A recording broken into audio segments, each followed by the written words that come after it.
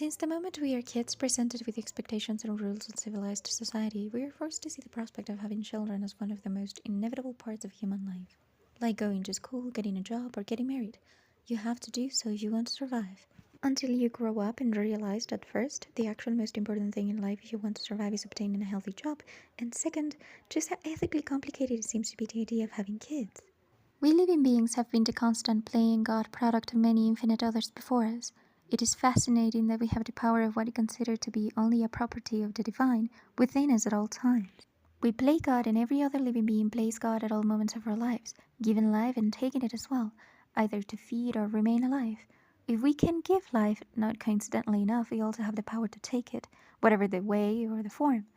But does that mean that we have the right to? I'm pretty sure most people will agree that's not the case. And if we can argue that, then what makes us think that we have the right to give it as well? Under what criteria do we do such an overwhelmingly important thing by human standards, especially when it's driven by our own benefit? It is no surprise that when you ask parents why they wanted to become so, most will answer with things regarding a sense of accomplishment, satisfaction, gratification, societal expectations, all concerning themselves, but the actual life granting all such things. This is going to be something of a personal fact, but I don't even remember really wanting to have kids ever since I was a kid myself. The idea has always been tender just as it has been terrifying. And even when I became conscious of myself around adolescence, I saw it as unnecessary.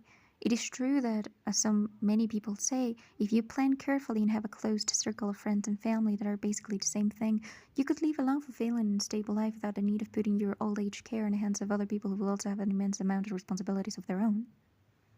So it follows that there has always been this consideration that having children seemed somehow selfish and pretty egotistic.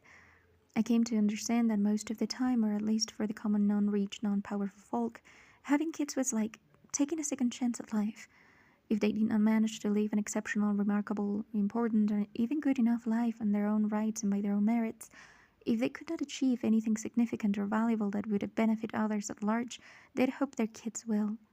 And this was an idea that came to me, funnily enough, thanks to a Simpsons episode.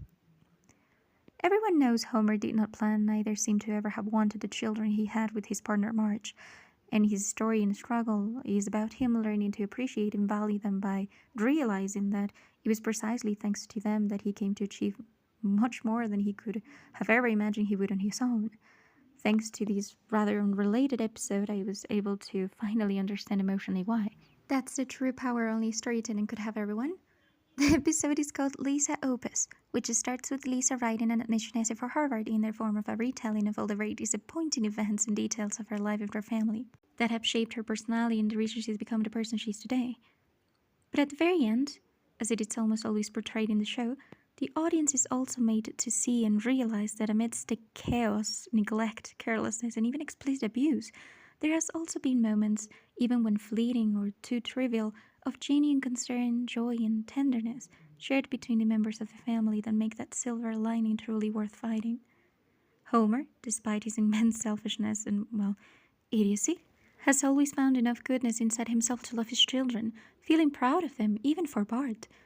Despite his stupidity for great comedic effect, he has been able to see how gifted and special Lisa has always been from the moment she was born, going as far as to call her possibly the most incredible thing he has ever done in his life. And put that way, it sounds like a noble end, that no matter how terrible things might appear to be, they are never completely dark, and there is always hope.